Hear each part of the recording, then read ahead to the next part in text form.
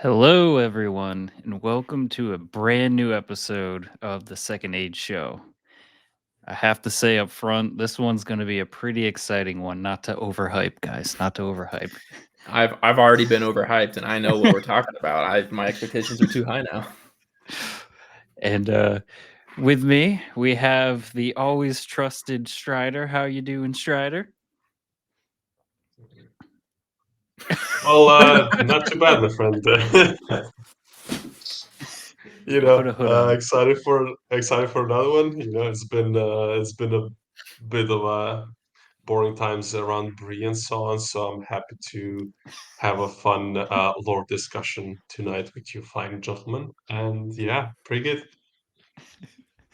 Well, I'm glad to have you here. And with us as well, I believe for the first time on the Second Age Show, but long time on the Fellowship of Fans crew. Aiden, how are you doing, Aiden? What everyone has what? I'm doing great. It's Dang called it. You got to have a hat. That's the rule of thirds in comedy. You got. All right. Here No, we go. Here's mine. I'm doing. Yeah. I'm doing amazing. I'm excited to be here. It's early November, but holiday season has begun, and we come as a share of gifts. So I've got my Many Lord of the gifts. Rings Christmas sweater on. We're about to talk about Yeah, some yeah. really cool things. Whew. All right. We should probably drag it out for like another 5-10 minutes before we get to the first exclusive, right? Like Yeah, that's a good idea. So I think Here's that's the way we usually do it. does anybody want to share their medical history or All right. We have Harry in the back end. So Harry is about to reveal the first exciting exclusive for today's episode. what could it possibly be? There it is. There it is. Here we go. First exclusive, guys.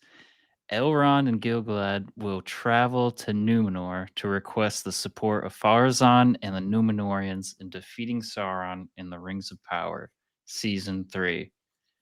Holy moly. What a reveal. What a reveal. It is honestly, yeah, it's a bit of a reveal because I think that common speculation up to this point was that, I know that I was a big proponent of the theory that Elrond was going to go to Numenor, but the fact that Gil-galad is going with him is quite the scoop. Yeah. Yeah, Two noble. I Oh, you go, yeah. Strut. Sorry. um, I think it was always a big surprise that Elrond didn't go in the first place to Numenor anyway. I mean, okay, Galadriel ends up by an accident or like by providence in Numenor in season Mhm. one. So the fact that Elrond is going, it finally makes sense that it makes sense that we're finally seeing this because if there's one person in all of lore that needs to interact with Numenor, it's Elrond, except Oh other yeah. Numenoreans, obviously. So, like, getting Elrond to be there, and especially when we get to some of the other scoops, yeah, it just makes perfect sense. And but I do agree with Aidan. It's very interesting that Gil-galad as well is going. I'm not. I hope they make this make sense because it's a bit of a stretch. Like as a king, if my realm is under siege, I'm not gonna leave it. I'm gonna send my best guy, either as Yeah. Elrond, sending go over there, get help, and I'm gonna stay here, help defend my realm. So I hope that they make this make sense within the show because that is the surprising part for me. But yeah, Shay, what do Yeah. you or Raina? Well, I was gonna say, I totally agree with you. I think it is the narrative. It is an obvious narrative step that I think Elrond needs to make in his journey. They hinted at it in season one, but one of the important parts of Numenor is Elrond's ancestry, which is that it was founded by Elros, which is Elrond's brother. And so I think even if he never went to Numenor, there needed to have been at least at some point in the show an acknowledgement of that, at least within Elrond, because we saw some acknowledgement from Galadriel's side, but I think there's a lot of interesting character exploration that you can really explore with Elrond because he has a very personal connection to it. So if you can have him there and you've got all the story about how Numenor is starting to fall. There's the schism between the Kingsmen and the faithful. I think Elrond is the perfect character to navigate that and serve as a focal lens for the audience to see, because he is one of the main characters and he has this great strong connection to it. 100% agree. One thing from like a tactical perspective is kind of leaning on what Strider was saying, like sending like two high-ranking officials of the Elven army together to a foreign land. It's like, oof, you might want to spread that out a bit, but I'm sure there's really good reason for them to be going there. Hint, hint, hint. I mean, it leaves the door open. I mean, we can begin speculating now on who do we think's gonna carry up the mantle of general while Gil-galad is gone. Is Galadriel going to lead the forces? Círdan or Rondir? Okay. I'm trying to think of all the major elves that are letting me. Celebrimbor's gone. So yeah, those are actually good. Yeah, that's a good question, because Galadriel, I guess, makes the most sense, which I guess it puts her again in this commander role, even though her character arc was kind of moving away from there. But maybe it will be a part of her character arc if she ends up being the one, or this one really cool guy called Glorfindel. I don't know. What do I know? Perhaps, who knows? It's possible. that could be a very It's a good interesting question. development if Glorfindel shows up and Gil-galad's like, "Oh, he's got it." I don't even need to worry about it. Listen, let me say it. Like, if Glorfindel shows up and they're like, okay, I'm gonna go to Numenor because I know this guy, like I said, like this guy has got it under control. So in this case, I'm completely fine with both Elrond and Gil-galad going to Numenor. Totally fine, totally understandable. Leave it to the OP dude; he'll take care of it wherever it's okay. That's a good way to put it for sure. It's a plausible theory. We'll leave the door open for Galadriel. We don't know too much about what her character arc is going to be in this season yet. We haven't talked too much in depth on it, but it depends on what the writers have planned for her, where they want her to be. And I mean, she's got a pretty strong back and forth connection with Sauron. So if you want to have, the dark versus the light, I think it could be a very narratively compelling parallel to have her versus Sauron kind of leading their forces against each other. But time will tell. Yeah. Shiv, do you have any comments before we jump into the next one? Oh, I'm so excited for the next one. So I just want to go to them. I feel like we had to dance around the next one a little bit while we're talking about this one. Because actually, yeah, like the only other guy that makes sense to perhaps lead the defense of Linden is my boy Círdan. And the next exclusive happens to be tied to him. So, exclusive Smooth. number 2 for tonight, there will be a scene between Cirdan and Miriel that is believed to be Numenor, and it will revolve around Miriel's blindness, which a lot of implications here. So if he goes to Numenor, then that's another name from the list, off the list of the guys, of the people who might lead the defense of Linden. So, and also whatever the other implications here are. So, Shiv, what's your take on this? Whew, I went down a rabbit hole for a little bit on this one. See if I'm talking insanity right now. And correct me if anything I say incorrectly. But Go for it. so I was like trying to research, the ring, and I'm probably going to pronounce it wrong. Is it Narya? That Mhm. Círdan has Narya. Ring of Fire. Yep, Ring of Fire goes to Gandalf. Blah blah blah. Part of it was stated in the lore that it has to do with rekindling the spirit of Middle Earth inhabitants, in trying times. And I feel like I can see where you're going with this. so I'm like, ooh, okay. And he's meeting with Muriel. And there's like I was going deep into like the filmmaking of this, of like, okay, why did the showrunners make her blind? And we had the whole history of like the father saying, like, you're only going to find darkness if you go to Middle Earth and all that. So then she gets blinded. So there's like some symbolism there and connections to that theme. So I'm like, okay, if he has Narya, which is meant to rekindle people's spirits, I'm like, okay, is this like a way of segueing and saying like, okay, Muriel's at this low point where she lost her sight, potentially lost her faith in things, and we're showing the show gravitating her towards the faithful. Is this going to be some kind of thing with the meeting of the minds where Círdan's going to help rekindle her spirit? And I don't know if I would go as far as to say she gets her sight back, but maybe it helps her gain her faith and internal sight, I guess, and her I mean, internal. there is no Yeah. one I would rather take spiritual advice from than Círdan. His character is he's the number one guy you want to talk about if you're struggling with anything. Yeah. He's kind of But like. He Okay. Sorry. I was gonna say he was moonlighting, so he was the shipwright during the day, but he was moonlighting as a shrink during the night. it is worth Who has more experience in life than this dude? it's worth noting, however, we do want to stress that for the second scoop, we haven't gotten confirmation that Círdan is going to be in Numenor. That's why it's just believed. I feel like it's kind of a foregone conclusion if he shares a scene with Miriel, because I really struggle imagining a scenario where Miriel travels to Middle Earth.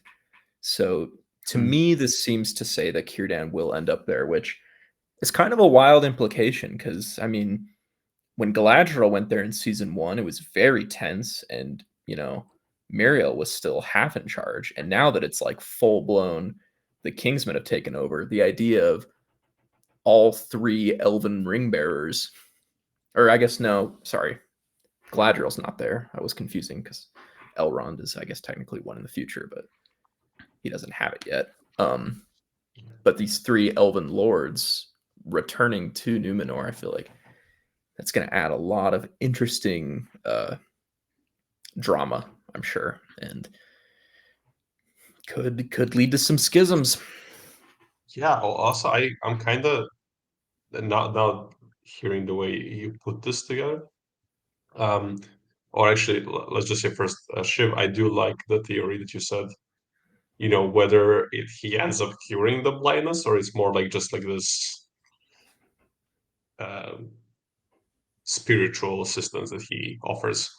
That's interesting. But yeah, then hearing what Aidan said about, like these 3 lords of the elves coming over, it's interesting because, and I'm slightly worried now even more because we have such a limited time.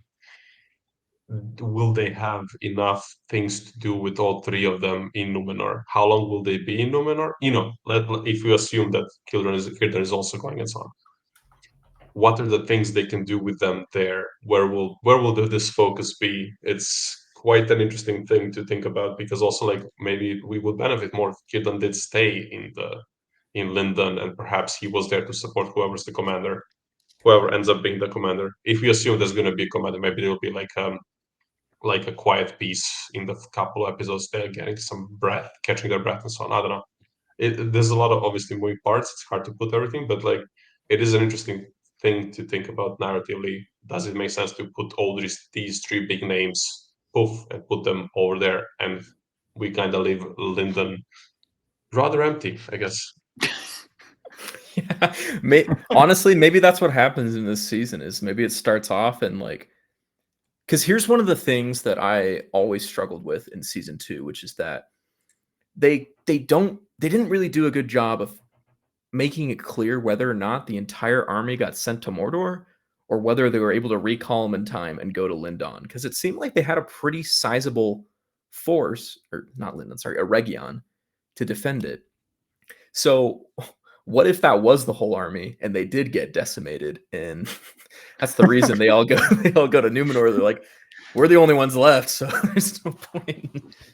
Oh, that's a disappointing army, I gotta say right away. I'm not sure how they're gonna wage the Battle of the Last Alliance.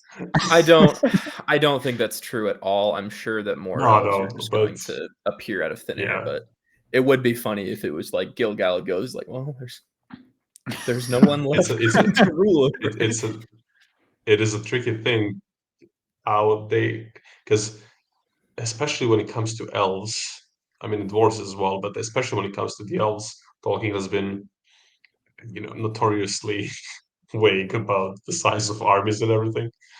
At least not in the throughout the second age and so on. Well, that's one of So the it's going to things be I interesting always. how they will.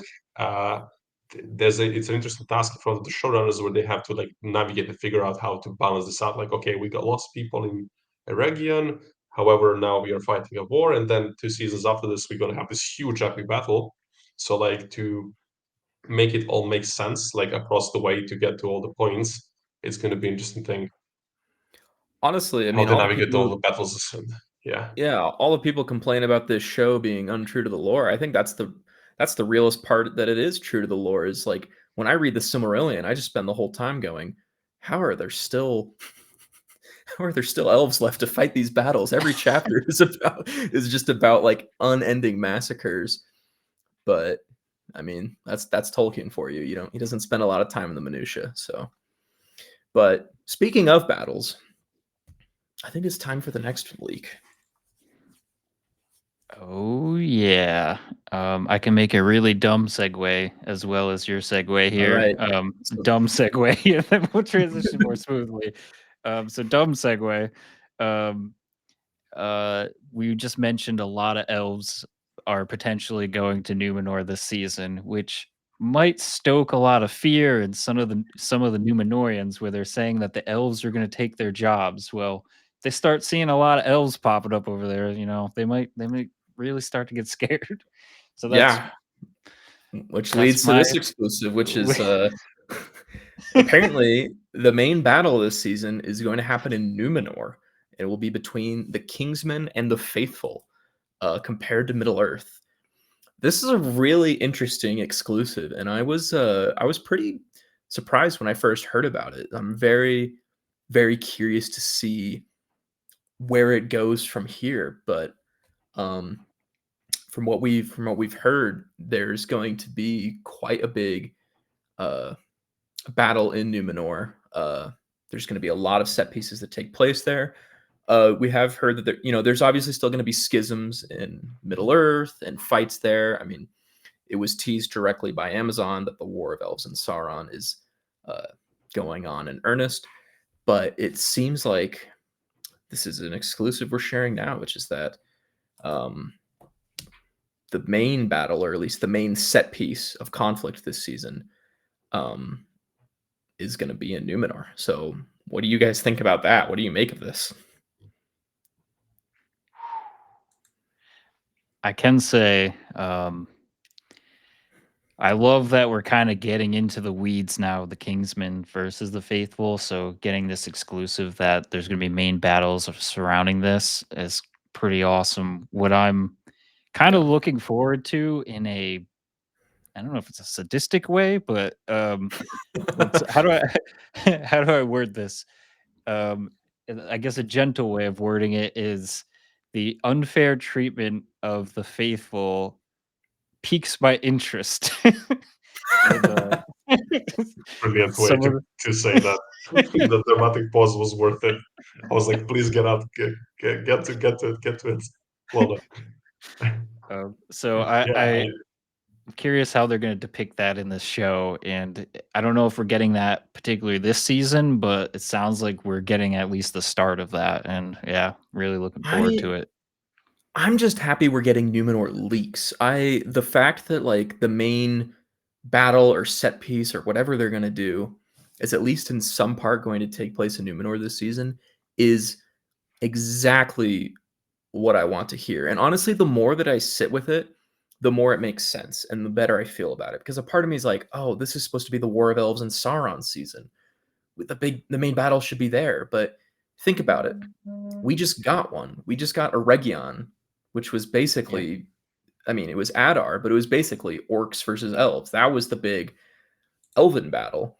And trying to look at this through like a story perspective as like a screenwriter, if I'm pitching this, it doesn't make a ton of sense to be like, all right, two big battles with elves versus Sauron back to back, especially when, and I've been screaming this from the rooftop since season 1, Numenor needs more screen time. It is a pivotal story to the Second Age and the Rings of Power.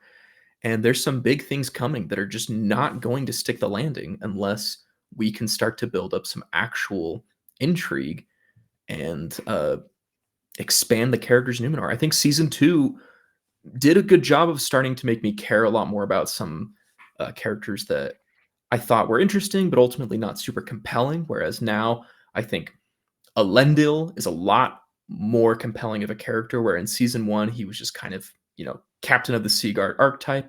Now he's got really strong values, he's got a purpose. There's a lot of fire behind his character now and driving force that makes him a lot more compelling as a viewer than he was, just in season 1, when the only really interesting thing about him was he's the guy from Lord of the Rings we'll meet later. I don't know, Strider. What are your thoughts? Yeah, I think it is interesting as well, and you make good points. So what I'm thinking is, because I think pretty much everybody expected the big battle of the season, that it would be the battle of the Guathlo, or however they want to frame it around, because they can merge a couple of things there. But I guess the fact that we might get another. So let's just go over some things again. So season 1 ends with Numenor coming to the aid of the Southlanders. Then season 2 ends with elves coming to the aid of elves, and then dwarves coming to the aid of elves, who are coming to the aid of the elves. So we have ending with 2 battles where you put it like that. Yeah. But then what this would mean if let's say the Battle of Guathlo, which is like the big lore battle that we expected to happen this season, this would again mean that elves are fighting and then Numenoreans come and help. And I guess it makes sense considering this, because I didn't think about it until this conversation, like from this angle. It makes sense to try to avoid this almost like a repetition of we're doing the last moment cavalry charge for the 3rd time in a row. So in order to avoid this trope, you shift the focus to Numenor, which I think actually is a pretty neat way to go around it. Plus to flesh out Numenor even more, because as I said, this is what this might be. This is the main story, basically, alongside the rings, but in some ways even it's equally important as the rings. It's literally like the other half of the coin of the Second Age, and then everything that goes around in the Third Age until the very end of the Lord of the Rings. These are the two stories that go concurrently and overlap completely, and it's essential that we care about Numenor. So it will be interesting how they will do this, because if most, what does this mean? I'm curious, if there will be battles, or will it just turn into more some skirmishes, but more like the political battles in a way, not even as much of big clashes of the armies, at least I've not got a for now. theory I've got a theory that's brewing, and this is unbacked by any facts or anything. This isn't like leaks, but this is just my overall theory about where I think the plot is going to go in this season for Numenor. Just piecing it together based off the things we've said today. I think they're going to send out a message to Numenor asking them for help. Farazan's going to ignore it. Gil-galad, Elrond, Cirdan, all those guys are going to go over in person to make their case. They're going to make a big deal about how dangerous Sauron is, how important it is that they stop him. Farazan is still going to say no on Numenor. The elves will return home. The faithful will get mad about it. They will see the importance in stopping Sauron. There will be a big battle on Numenor, and the faithful will win the battle. And as we've seen in past seasons, Farazan, anytime he's proven wrong or anytime he loses favor, i.e., when the sea trial backfired on him and Miriel succeeded, anytime anything happens that proves that maybe he doesn't have the divine right to rule, he's going to swing around and do something to try to prove he does. So he loses the battle against the faithful, and to try and bolster his reputation, he goes to Middle-earth and stops Sauron himself.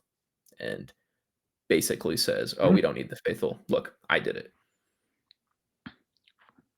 That's a pretty strong argument right there. That's my. I'll put a pin in it now.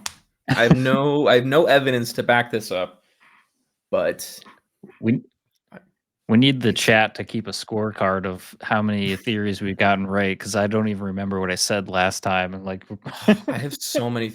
That was my favorite part of season 2 was episodes coming out and being able to go, "Oh, I called it," or being like, "I was so dead wrong."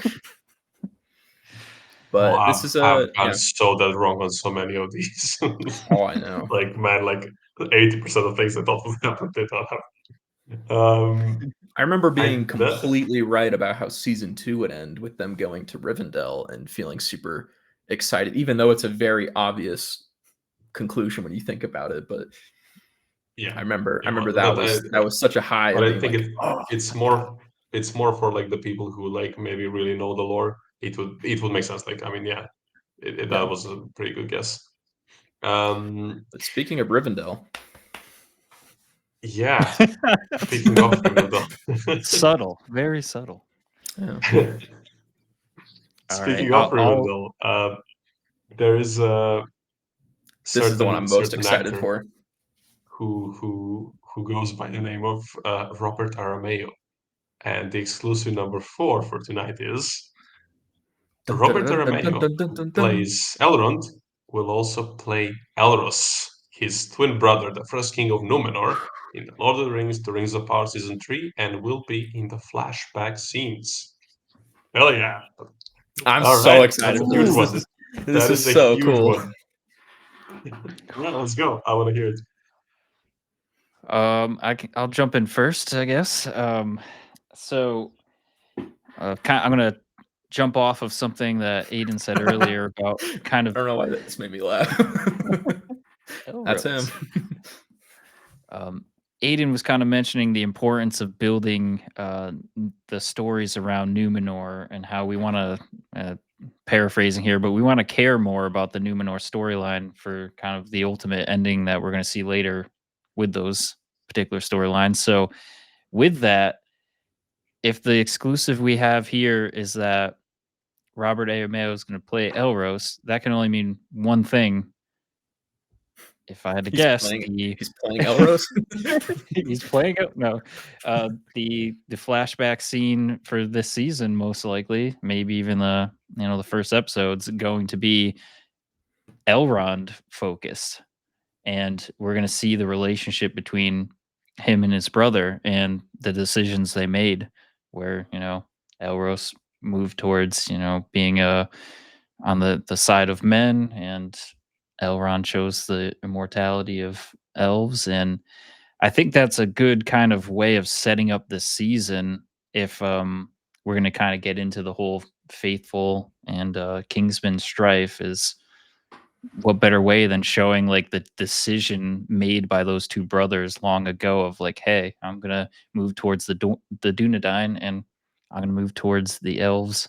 And yeah, it kind of sets Mhm. up the background of the faithful. So Well, yeah, and honestly, just even getting to see Elros because he is such an important figure in the lore and has virtually no. It's not screen time because it's a book, but just for the sake of paraphrase, he gets almost no screen time because it basically, you know, Mm. he's a child. The whole Erendil fallout happens, and then they split their ways, and he goes to Numenor, and it basically we learn about how long he lived. We learn he was a successful ruler.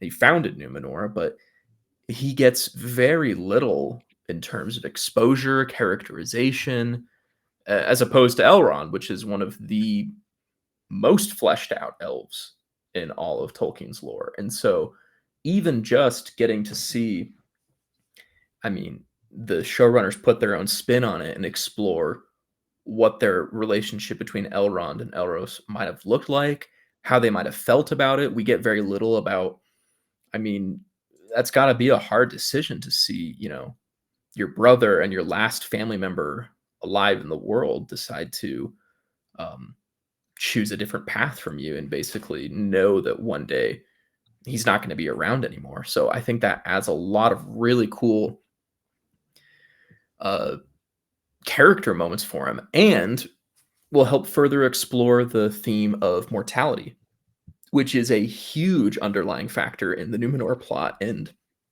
Pharazon's grasp for power. We were fortunate enough to get a scene in season 2 where Pharazon talked about, you know, the the problem that they don't get to live as long as elves, the Tower of Erisea serving as like a reminder that their days must end, which one of my favorite Pharazon scenes in the show so far. And having Elros in the show only serves to tell me that it won't be the last of this exploration we get, which I think is really exciting. Yeah, I was going to say the same thing basically. Numenor is about well, actually, I think even there's a Tolkien quote, like his actual quote in like an interview, something that all stories are ultimately about death in some way, on some level, and Mhm. none more so in his case than Numenor for sure. And in order to understand the fall of Numenor, the central theme that you need to understand is the fear of death and how this goes throughout Numenor's history, which is why it's kind of a shame that this only gets that we only get to this actually for real in a serious way in season 3.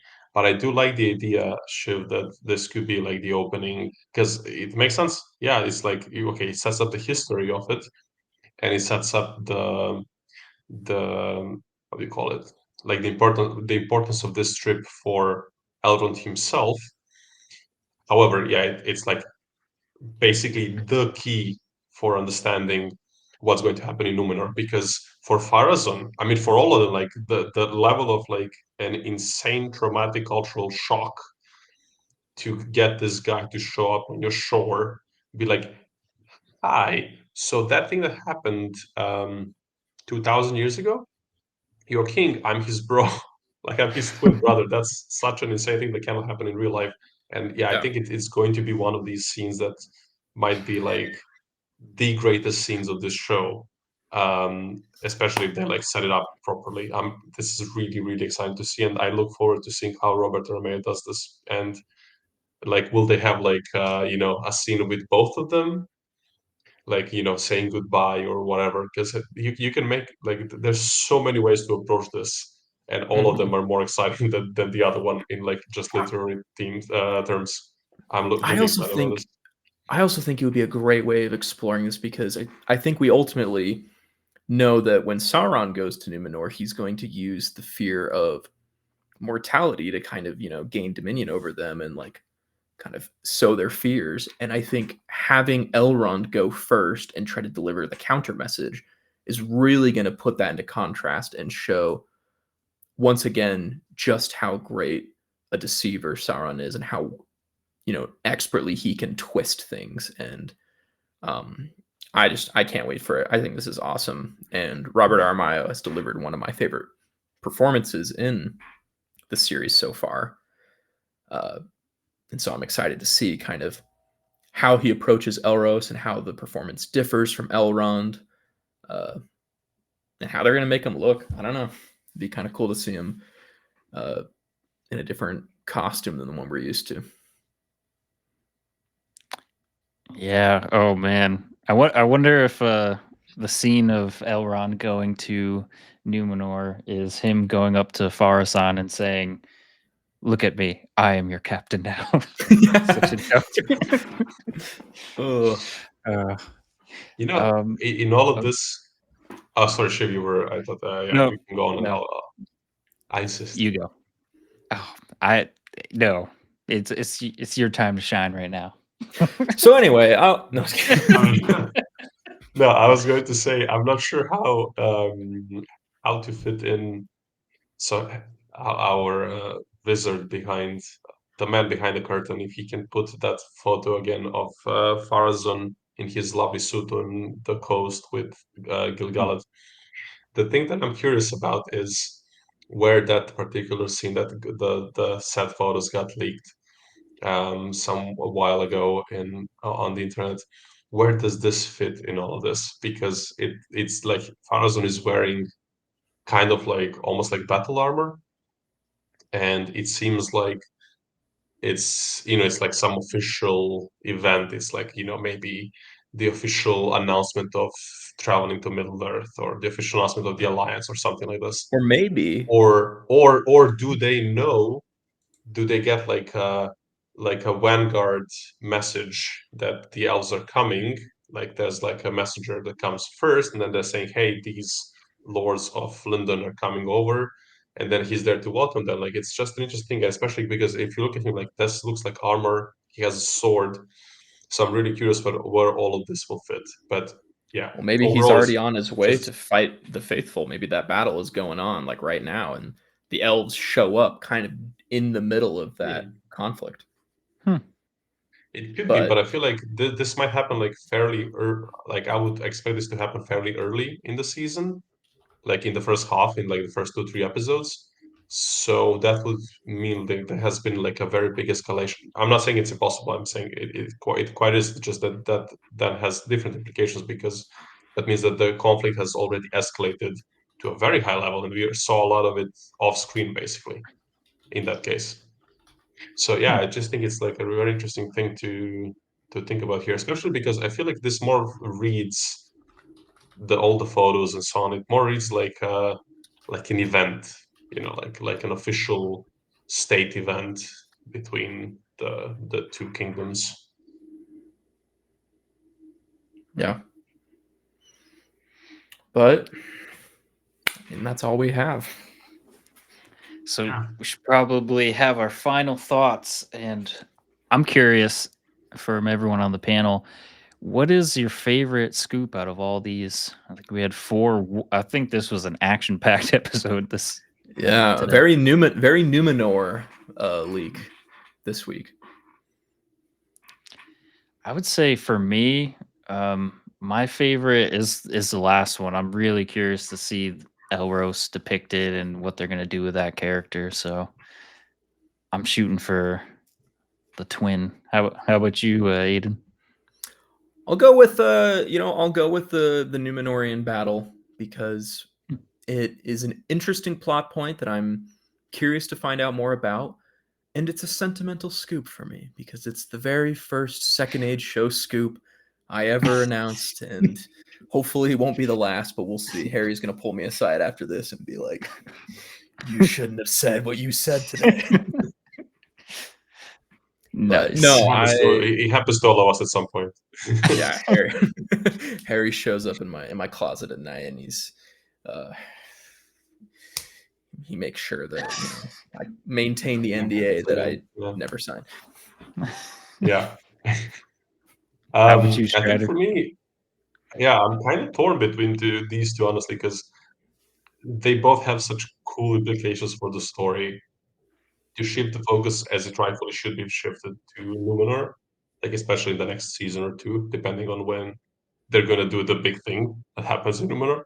Um, Who knows what so that that's is? very exciting, but yeah, that's very exciting. But on the other hand, the fact that we get Elros, which yeah, the man gets like 10 sentences with his name, I think, throughout Yeah. the whole the legendarium, unless it's like Elros's descendants. If we discount Yeah. this particular phrasing, he gets like maybe 10 mentions in all the books. So the fact that we get him on screen, he will be played in the most logical way you can do, which is to put the guy who plays his actual twin brother into a beard and a bit of a different costume.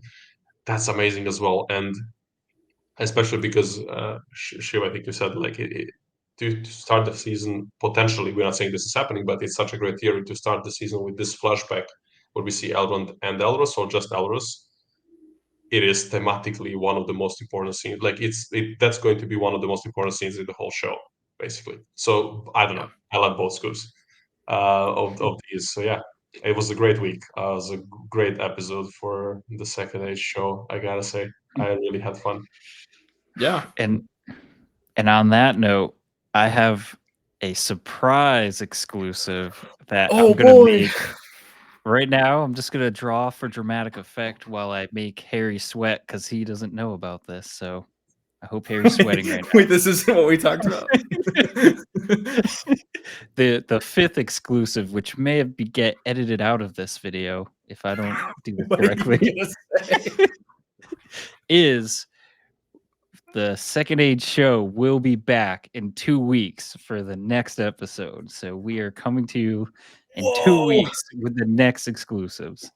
So I hope I everyone can't had believe it. I hope everyone enjoyed this episode. We're going to be back in 2 weeks with an even more exciting episode, hopefully. But in the meantime, leave your comments below. What was your favorite scoop?